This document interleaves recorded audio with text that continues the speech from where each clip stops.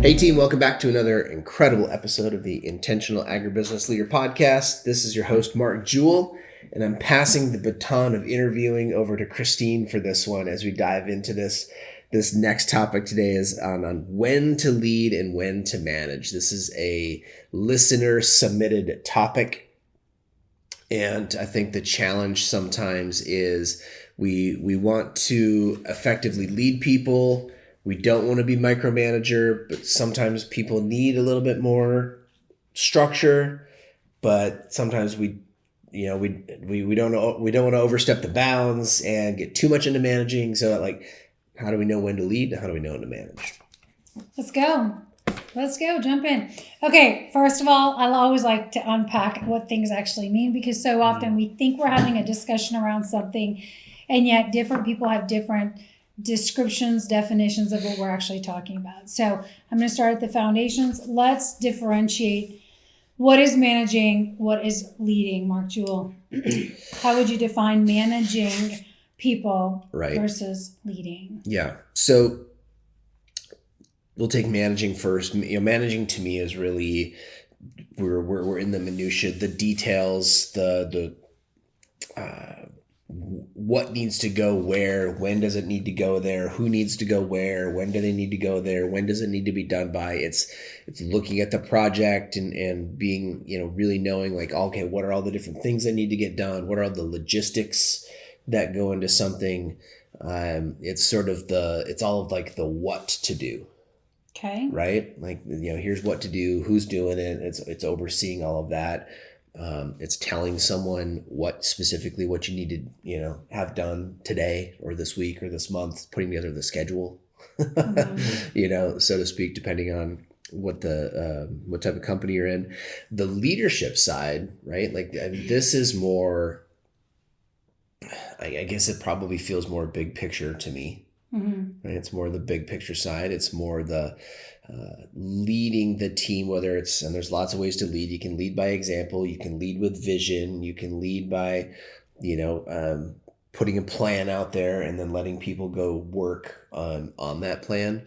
But leading really is for me, first of all, it's focusing on yourself and how are you the influencer. Like John Maxwell says, leadership is influence. So how are you, the influencer of the team, and putting all the right people, getting the right people on the right seats of the bus so that we can drive down the road in hopefully the right direction. So that's where I'm talking about. Leadership is a little bit bigger picture. It's kind of casting the vision, talking about where we get to go. Okay, so what I'm hearing from you is managing is dealing with logistics, details, who, what, where, when, how. You're basically telling people you're directing, versus leading is influencing. Yes. Okay. What would be your definition? Very, very similar. I believe managing is more teaching, holding the hands of folks,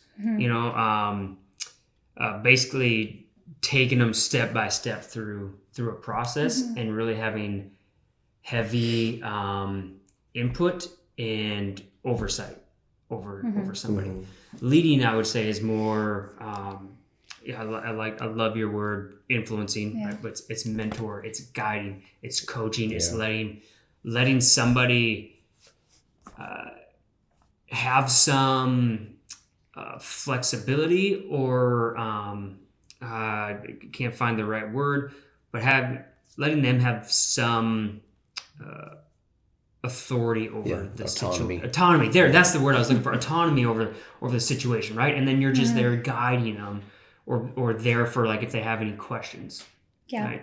I think it's important to define, because I just wanted to start out the gate with that, because often we think, again, we're like, hey, I think I'm leading, or I think I'm managing, or we think we're, working towards this thing, but we haven't really defined what it is. And so I wanted to start out the gate. And for those people listening, I'm curious even what is their definition been of managing and leading? Because sometimes we get them confused, right? We think we're leading, but we're really managing, or we think we're managing, but we're leading, and management is required in this moment. Mm-hmm. So next up, I'm curious, who needs, when is the right time to manage? Mm-hmm. When is the right time to manage? That's a really good question. Because I do believe this was the question, how do I know when it's time? And it's, again, there is time to manage, there's time to lead, but what are some like surefire times? Okay, boom, it's time to manage. Well, I'm gonna break it down this way. So, just imagine you've got like a little XY axis going on in front of you, and then up the X axis over here. Excuse me, on the Y axis, on the vertical axis, we've got the word motivation. Mm-hmm. Okay, what's the level of motivation, their level of willingness to do the work, and then along the bottom, okay, on our X axis, to get my actual terminology right here, okay, let's imagine we have the word ability, right, or capability. So what's somebody's level of training skill set, right, to be able to do the job well. And let's say you've got a young employee who's, your new high potential hire, somebody who's new to the role. Are they going to have high motivation or low motivation? High motivation. Should have. I mean, this should be tons of motivation. 9 or 10, ready to rock. They want to go crush it. But let's say they're 24. Mm-hmm. Capability, high or low? Probably low. Right? Yeah. Okay, now's the time to manage and teach skill. Mm-hmm. Right? Mm-hmm. And this is part of like who I am as a leader. I want to be someone who's doing that's a different conversation. Like right now, I gotta teach them how to do the thing.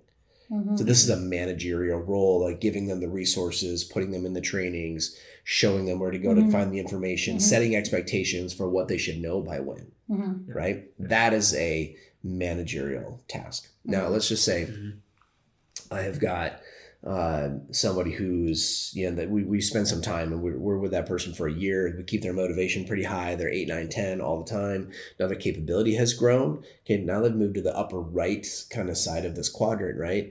Or the upper right quadrant of this. And so now they're high motivation and higher capability. Now they're a 7, 8, 9 in the capability category.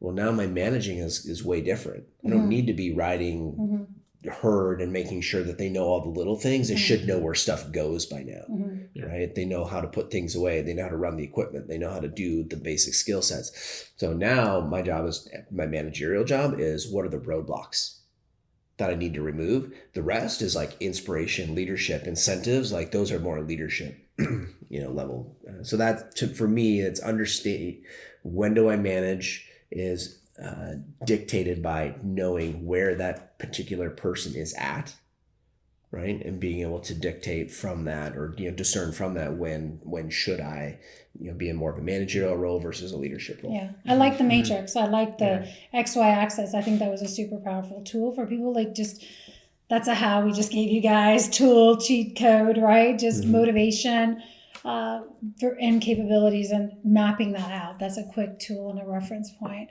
and a great resource to use for that. I think that's really good. It also reminds me of, again, when we talk about our 5E process, where a lot of managing is equipping, right? Do they have what they need? Do they have the right training? Do they have the material, the resources? And we're managing the flow of that to make sure that they're equipped. And then the leading is really the empowering, like giving them the we talk about identity on a recent podcast and just the transference of power and trust and accountability and ownership and permission to fail and all of that comes with that third phase, and we're kind of going in and out of this. Yeah, I'm kind of like what's coming just kind of popped into my mind. I've never really thought about it this way, but is managing kind of like everything you got to do to get that employee to a place where they can operate with autonomy. Well, you're either managing the person or you're managing resources or you're managing information or you're managing, right? And so this is where I think it was important, and I wanted to, switch into this, is that sometimes we get confused and we think, I need to keep managing this person, when really it's time to start shifting to managing resources or tools to support the person so that we can start to lead them better. Yeah. So that's a great question. Now I'm going to flip the script. We do a lot of teaching on this podcast, but I also want to share some stories. Yeah, I think stories are really powerful. So John, I'm curious if you can remember a time where you have a story either from your own life or a client's life that you've talked to where someone was getting managed where they really needed leadership instead, or vice versa? Where were you in a situation, when you found yourself in a situation where you're like, man, this person's trying to lead me, but like maybe you needed more management at that time. So just to bring a little bit more personal to that, Yeah. So the story actually, and I haven't really thought about this for a while until really we started talking about this, and I was reminded of a time, all of us can remember 5 years ago during COVID. Yeah. Right. And so we're part of a team, right? And we are an event and virtual coaching, So COVID was very scary for the team. It was very scary for the team, yeah. Right. And so there was a point where the whole team, we didn't know what to do. Yeah. Right. We were feeling the pressure. We were all afraid of what was going on. Yeah. And I thought Mark did a really good job, where Mark typically is very good at leading, and he kind of lets us kind of go our own way with some guidance, right? Kind of figure some things out. But at that moment, like Mark, I remember he pulled us all, the whole team, on a call. Yeah. And he said, okay, this is what we're going to do. Yeah. Right. And at that point he was leading us, but he was doing it from like managing us, because it was so overwhelming. We didn't know what to do. We were kind of almost stuck. He was like, this is what we're going to do. Yeah. So he provided clear directions. And I keep going back to that clarity, right? Like you have to give somebody clarity, or somebody, needs clarity before you can actually lead them.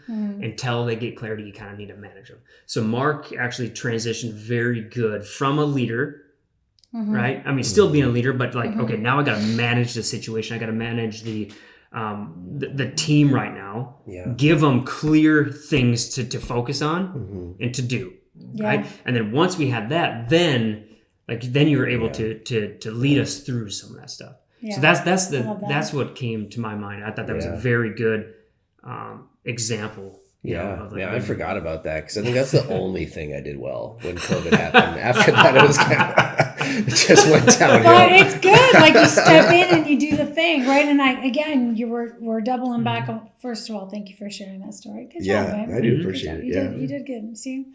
Words of affirmation, Mark's love language. If anybody's listening, he loves to hear how much you guys love the show. Comment on the YouTube channel. That's right. Comment in Spotify. Like and subscribe, please. Subscribe. Send him emails of how awesome he is and like how much you love the show. Let's Words of affirmation. Okay. No, we're not going to edit that out. No, leave it in. Okay. But this is the thing. You said it again, and we're going back to, sometimes you're like, I don't want to manage people, so I just want to lead. And now we're stuck in, we kind of confuse leading with managing everything by committee. Okay, well, I just want everybody to be happy and everybody to have an opinion and input, and that's not leadership either. So there's managing the situation and managing information and managing what we get to focus on right now and leading people in that direction. So there's a crossover there. So because I think the question that came through that we were ultimately answering was, how do I know when it's time to manage people versus lead? And I really want to challenge and push back on even that question to go, maybe it's not about managing people, but it's about managing the situation, managing the flow of resources or, whatever's coming at us. And stepping into, one of the recent podcasts that we recorded, I don't know if we've released it yet, but we talked about the challenger, right? Like sometimes people need that person that's going to challenge and push back and challenge their belief system. And there's times where people need the commander. They need a chief to step in. They need a captain of the ship. Like, we were sailing last week. We were learning or 2 weeks ago, we were learning how to get our captain's license, our sailing license. And we were on a boat for a week, and we didn't know anything about sailing. We are like literally learning. Capability low, right? Motivation super high. Going back, we're excited. We're going to charter boats. We're going to take our family sailing, but we're on this 45-foot sailboat, and there's like all these ropes and the sails and the lines and the laws of the ocean, like who gets to go first and who has to wait. And then we get stuck in a storm. Like now the storm's rolling in, the waves are high, the wind's blowing, and there's boats on the other side. And the whole week, the captain who was skippering the boat was really giving us a lot of leeway, asking questions. Well, what do you think you should do right now? He was really letting us lead. But when that storm hit, It was like, boom, he jumped in and Yeah. he's like, this is what you do this, you grab that, you grab that. And everybody was looking for leadership Yeah, because this so boat good. was closing in on us. The waves were getting stronger. We didn't know how to reef the sails yet, or what do we do? Do we have to stop?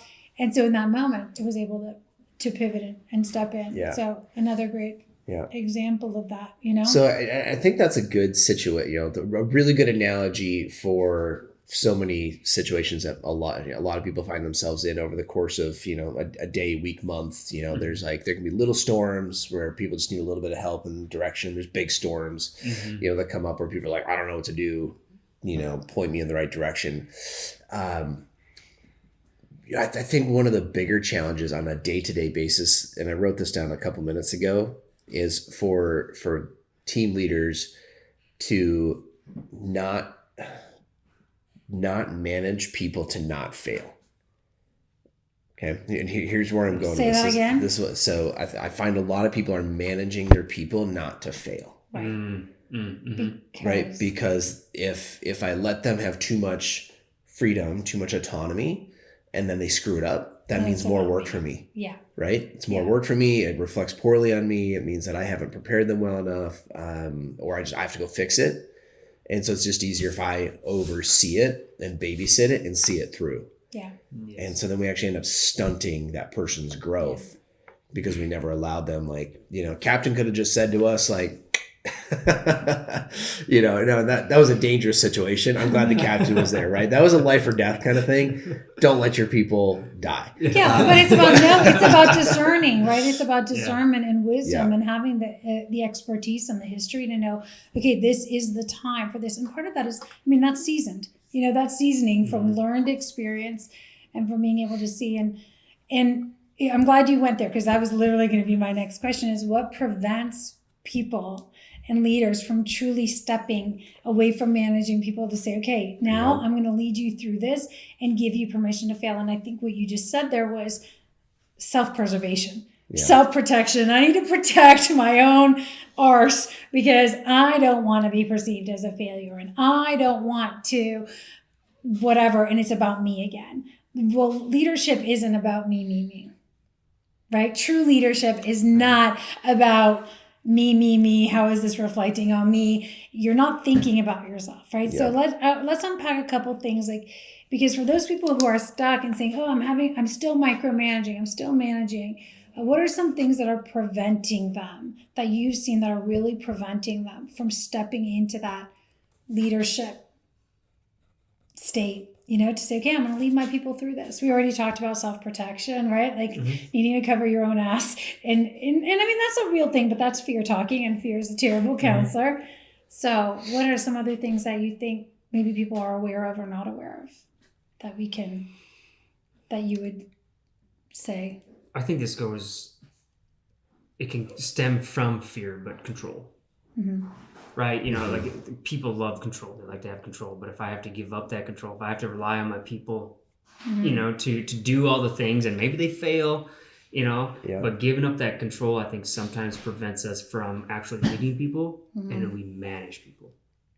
The need for safety, the need for certainty, the need to know. Mm-hmm. And it could be a bunch of different things, right? Either it could be saving myself, right? From if my team fails, then it looks bad on me, right? Or what happens if I give them control and they succeed, and all of a sudden they look good? No, you're not relevant. And then now I'm not relevant, so I'm not needed, right? So there's a lot. Okay, but the common denominator is me. Yes, right. Exactly. Right? Quick interruption to the podcast here. Listen, at the end of the day, most of you have been through some sort of training and development. If you're listening to this podcast, you're probably interested in personal and or professional development. And here's the reality. In the corporate space, most of it's bad. Let's be honest. Most of it has been a death by PowerPoint situation that really doesn't progress you, your team. It doesn't move the needle. It's not aligned to business priorities. That is why I really am asking you to take a look at the Thriving Leader program. In the show notes below, go to the link and click through to our Thriving Leader website. The Thriving Leader was designed with the learner in mind. Adult learners today don't need another death by PowerPoint situation. They don't want to waste their time going to a training, being at an event that doesn't actually get them the results and that isn't actually relevant to where they are in life. The three biggest challenges that leaders have today are time management, stress, and work-life balance. The Thriving Leader works to solve those and so many more things. Click on in the link in the show notes, learn about the Thriving Leader, and join us at an upcoming public event and see what it's all about. We believe that today's leaders hold a moral obligation to create environments within which their people can thrive. Whether you're the one leader on your team or whether you're the leader of 10, 20, or more, it's time to see what you can do to create an environment within which you and others can truly, truly thrive. 6 months from now, a year from now, 18 months from now, the time will have gone by. The question I have for you is, during that time frame, are you surviving or are you thriving? Click the link today. Yeah. Well, yeah, I think that's the one that probably nobody wants to admit. Right? Mm-hmm. If that's them. It's like, well, I can't have people being too successful. But that's one of the things I feel like we hear that in coaching calls from employees sometimes, right? Is like so-and-so or my boss or, this other boss doesn't want me to be too successful, right? Because that means, and that could be a story, and I don't want to go. I think that's a whole other conversation. Mm-hmm. But I do feel like that's a real thing. It is a real thing. I think to ask ourselves, is there a part of me that feels threatened by other people winning around me and people stepping up? And we hear this all the time, that great leaders create leaders around them that rise. And as I think back to my old business, this conversation comes, I'm going to share this story. I had this holistic health and performance facility for 10 years. And, in the beginning, I was the talent, like I was the rock star, it was my picture on the outside of the building. Like it was my face on everything. I was the number one, sought after trainer and person for all those years. And then I started building a team, right? And as I started building a team and I started to step back, then they got to spend more and more time face to face with people. And I was mentoring them and I was pouring into that. And I remember over that 10-year period, as we started coaching hundreds and thousands of people in the community. Well, what happened? 3 of those people that I hired to come work for me, okay, this is like the old version, this is the managerial thing, got built up, built such a great clientele, built their confidence so much, built their clarity so much that they decided that they would go off and open their own business. And some of them did it like right down the road and took a whole bunch of clients. And I want to say the first time that this happened, you might as well have struck a knife in me. I felt so betrayed. I was like, how could they do this to me? Like, I have invested in these people. I paid for their education. I paid for their coaching. I taught them everything I knew. I gave them all of my secret sauce for how I deliver the results. And now they think that it was their idea and they're off starting their own thing. And I'm going to say that part of me in that first stage, that was the part of me that quite honestly had not matured yet, because it was like, how could they do this to me? How could they? Well, over the years, obviously as God started working on my heart and I started realizing, no, this is actually a sign of great leadership and great mentorship, is that you build people up. You build people up till they're so good at the craft. They're so, they are naturally wanting to mentor and coach and build. And now this is why as we look at, if people grow, either they start stepping up, that's a sign of great leadership. It doesn't mean people have to get up and leave and start their own business, but we can sit here and operate from a place of being threatened. What if I invest in them and they get ahead? Or what if I am just that person that just makes great leaders around me? Mm-hmm. And there's the common denominator. Yeah. You know what I mean? And it's a blow to our ego. Like our ego has to take a back seat sometimes, because so often we hire people too. And we're like, they're way better at this than I do. But that's the idea, right? They why else are you hiring people? Like, if you're the type of manager who's hiring people that you can control so that they'll never be better than you, then I would question your ethics. Mm-hmm. Right. So what is the heart? Right. Like I would what is the heart? I always go back to, as it says in Proverbs, how you'll know a tree by its fruit. Mm-hmm. Mm-hmm. Right. So you're going to know a tree by its fruit. And it's like, well, what kind of fruit do you want to be known by? Like what is your, true legacy, your true. So I think this is good. I feel like we're getting a little bit like bigger picture. Okay, I'm But gonna it's come back. I have a question. I'm gonna come Yeah. back though. So when someone is in that role, like who are there certain people that just like need to be managed all the time? And are there different people that need to be led? I think so. Knowing where the question came from, I think this is one of the challenges Yeah. that a lot of people are struggling with right now. And there's some generational differences. There are always going to be generational Yeah. differences in the workplace, in the marketplace. If you're dealing with somebody who's in the 45 and up category, I'm generalizing, of course, there are highly motivated people of all ages. Okay. But in let's say your Gen X crowd, generally speaking, that's a generation that grew up with a lot of autonomy, and they don't want to be micromanaged, right? And they don't often need to be told what to do, and they often don't need as much recognition. Mm-hmm. If you go to your younger generation, let's go to our 30 and under category today, your Gen Z that's in the workplace today. Here is a generation that has been told their life has been scheduled for them since the day they were born. And so a very heavily scheduled upbringing versus a very unscheduled upbringing, like kicked out of the house, drink out of the hose, all the stereotypical Gen X stuff, like, the tough generation versus the weak generation. And I don't think that's true about any, and I don't think it's an excuse for either one of them. But that's where I know a lot of people are struggling with, like, how long do I have to keep telling someone what to do? Mm-hmm. How long? Right? How long do I have to keep telling them what to do? And that's like, it's almost like a different skill set to manage this younger generation, because it's like, I actually think to some extent, well, let's say there could be multiple answers. One of the answers could be as long as it takes to get that person to a place where they can operate autonomously. And I think that requires you to just have a deeper level of intention and think and help to clearly identify. And this is one of the things that we're now going to be doing with our individual learning plans, which people should be signing up to get from us, by the way. Yeah.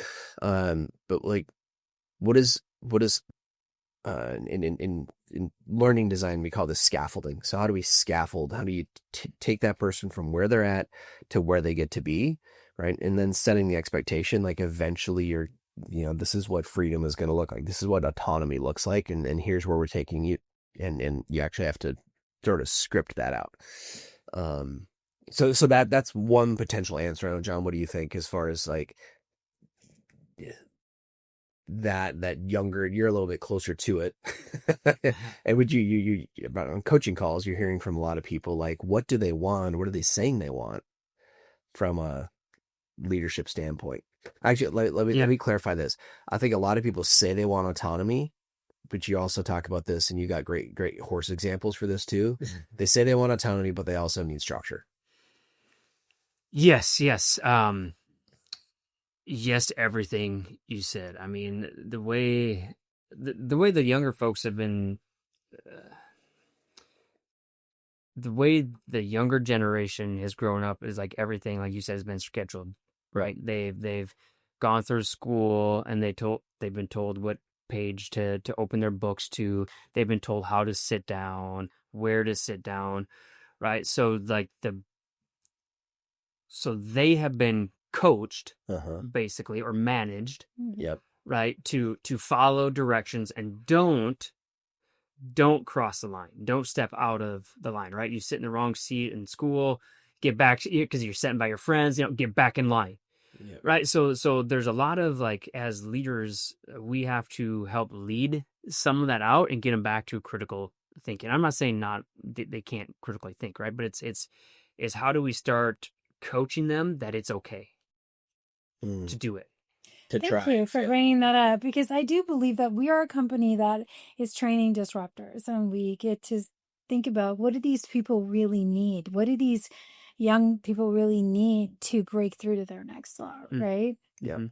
And a lot of them have not been taught how to think. They've been taught what to think. And this is what I'm talking about, managing not to fail. Like, as parents, we've managed kids not to fail.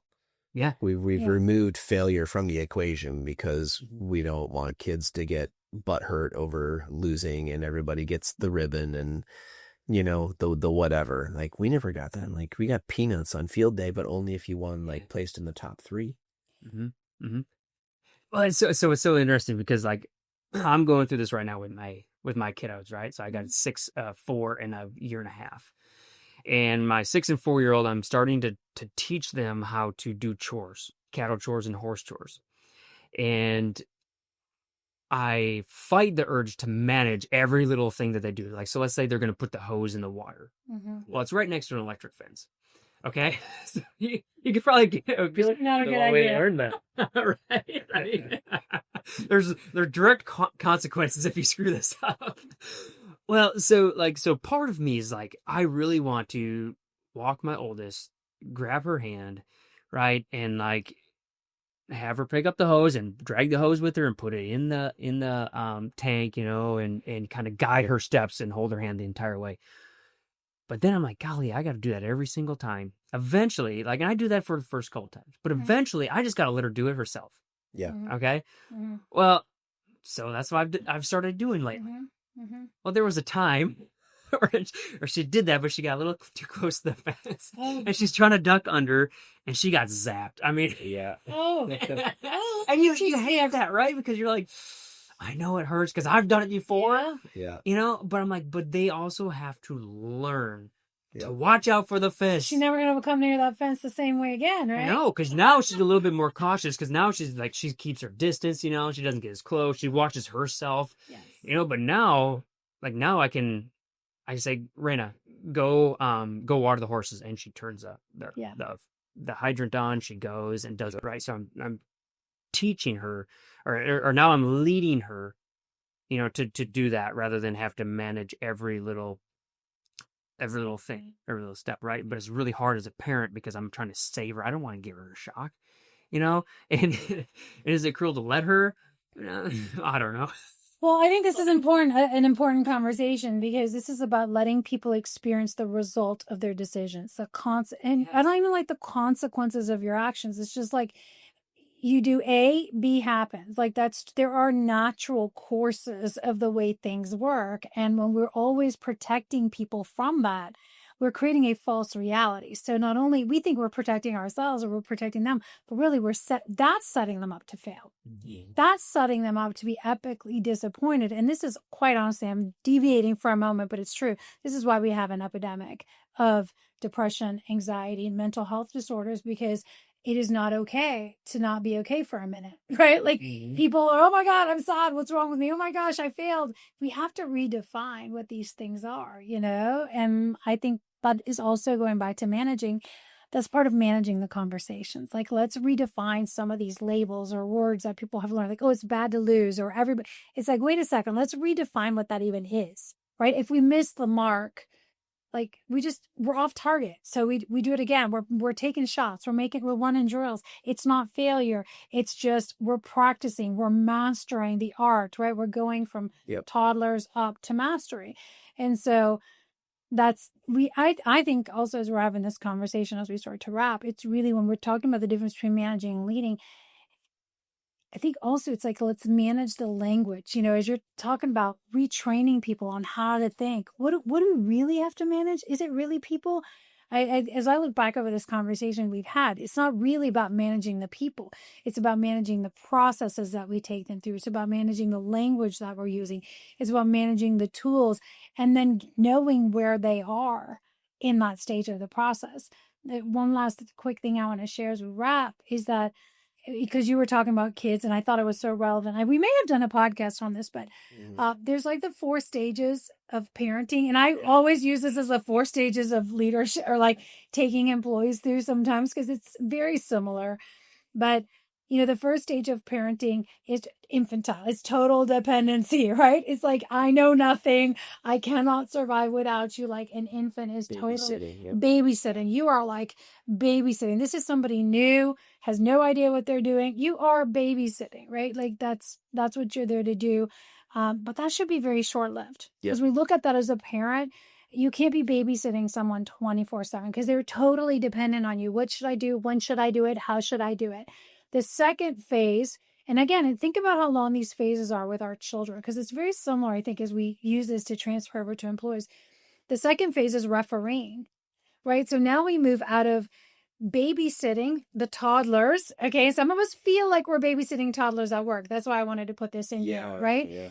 Is it feels like, why am I dealing with a 3-year-old? Okay, it's time to move to refereeing. And so refereeing is now like, okay, you're directing. Don't touch the fence. The fence is electric. It's going to hurt if you touch that fence. There's a consequence to this, right? So the referee is blowing the whistle and saying, hey, we're getting a little close to that. Like, do you see what I see? And so it's like, it feels like you're refereeing. And I want to say, I wanted to bring this up because so many conversations that I have with leaders, they feel like they're stuck. They're refereeing and they're stuck in this season. Yeah. Now what I hear is like, why am I dealing with a bunch of 6th graders? Okay, referee stage, right? You're like managing gossip. You're managing people's emotions. You're refereeing all the time and you're burnt out. But you got to evolve to the 3rd stage, which is coaching. Yep. The 3rd stage, and if you think about this, hopefully this is like when our kids are starting to become like 12, 13. They start to have their own identity. They want autonomy. They want a little bit of freedom, but they want to know that you're still there in case like you still got them, right? So that's like the captain stepping in on the boat, or that's Mark coming in and saying, hold on a second, we're going to coach through this, but there's going to be a time where I need to step in and say, hold on, time out. We get back over here. Let's run the place again. Let's break it down. And so are you in a coaching relationship with your people? And that's, again, let them run the drills, let them do the things, let them fall a little bit, fumble, but also know when it's time to call them back. And you've got to have a bigger picture. Then there's a 4th level. And that 4th level of parenting, or that 4th level, is when we move to partnership. Mm-hmm. Now it's like, I'm in it to win it with you. I'm here to help. Like, how do I partner with you on making that thing really successful? I'm not your coach anymore. I'm a partner. I'm not doing the work, but maybe you need the emotional part, like the emotional support, the physical support. And we teach a framework around this called the 4 levels of value, kind of moving from transaction to partnership, which is kind of similar. But I thought it would be a good place to kind of end this show on that. I think this is a great framework for people to understand, like, when do I manage, when do I lead, right? As you're taking an employee across that transition from noob to, complete autonomy, basically, where we are in true partnership. I think this is really clear. The other thing I'm going to add to it is that you would actually sit down with the person and have the conversation with them and say, this is how this is going to go. Okay. In the beginning, I'm going to make sure I'm going to be there. I'm going to make sure that you do it safely and you do it productively and you give yourself the best chance of success. Right. And then we're going to move to this phase. Right. And then I'm going to be a little bit more hands off, but I'm still going to be there. Right. And then I'm going to be from there after that. Now it's like, now you're kind of on your own. You're going to go try it out. And then we're going to come back and once a week, we're going to talk about it. And we're going to coach you. Right. And then over time, the goal is to get you to a phase where it's like, you can do what I did for you. Yeah, and partnership level, honestly, is the lightest place to lead from, because the heaviest places there are babysitting and refereeing. Yep. And yet so many people stay in that place, right? Because you're like, oh, it feels good to be dependent on. Yeah. And we have had a lot of leaders that we've worked with that just don't want to let go. They don't want to stop refereeing, because then they won't, like, who they talk to. Yeah. Well, we're like you and myself, right? And that's like, okay, now it's time for you to work into your genius. Yeah. But I think that's the best framework that we've talked about today.